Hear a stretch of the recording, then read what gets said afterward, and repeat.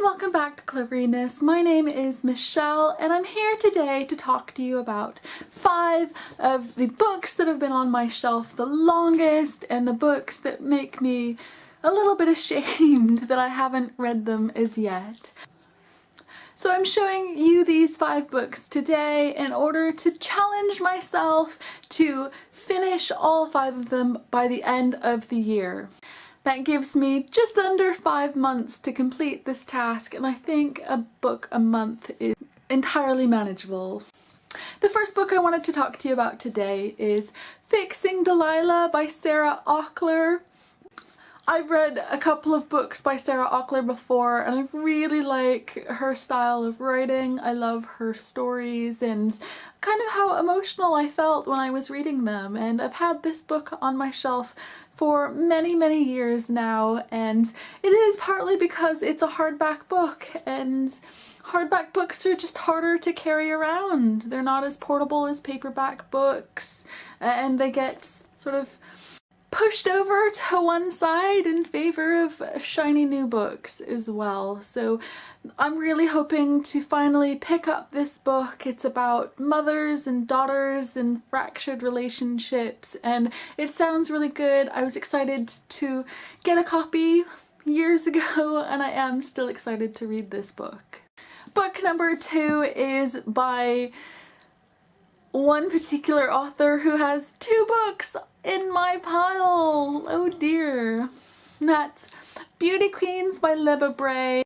After I read and loved one particular book by Libba Bray that I can't think of the title now, I decided to pick up anything else that I can get a hold of, and this book, Beauty Queens, was talked about really favorably. I love the cover. I love everything that I've heard about it so far, about this group of people who are stranded on an island, and it's meant to be a satire, and I really do. I hear wonderful things about this book, but again, it's a hardback book. It's quite chunky. I do want to read it though by the end of the year. Somebody hold me to that. This third book is the most recent out of the 5, but I've been dying to read it since before it came out, and I don't know what it is about the book. Maybe it is that it's a hardback book, maybe that I don't know very much about the book in particular, like the story itself. Maybe it's just because it is kind of chunky, but it's More Than This by Patrick Ness. Isn't that an amazing cover? I love it, with this little flap that you can look through. Oh, Patrick Ness is definitely one of my favorite authors. I don't have any words or justification as to why I have not yet read this book, but I keep meaning to. Are good intentions enough? I don't know.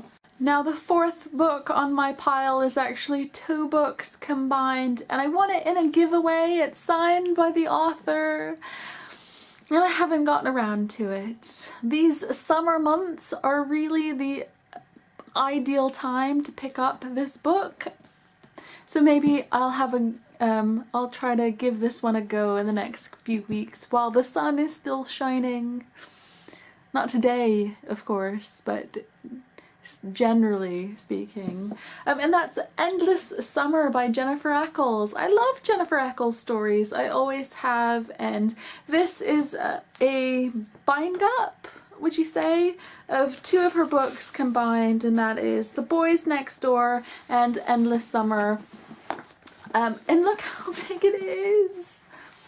I'm sure I've talked before about my how intimidating I find like really chunky books, and this book in particular, even though I know that it's 2 books in one, I find it really difficult to pick up this book and read for hours and hours on end and still find myself, you know, not that far into it, and it feels like I'm doing all this reading and I'm just not getting anywhere. But I'm sure that once I do pick up Endless Summer, I will fly right through the pages and it'll feel like no time has past it all by the time I finished it.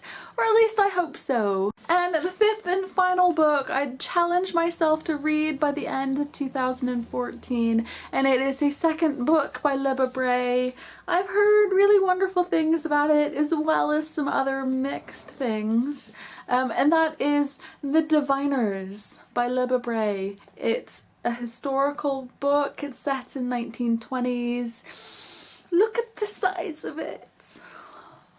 It looks very pretty. I watched the trailer and it was really creepy, and it still sounded really exciting, and honestly, I can't even say that I've ever actually picked it up in order to attempt to read it, because it is so large. Why is it such a large book? And it's the first in a series.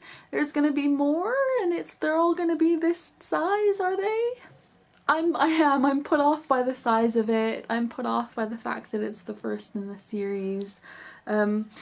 Slightly put off by the historical aspect of it as well, though I know I shouldn't be. I do actually like historicals, even though I always tell myself that I don't. But here it is.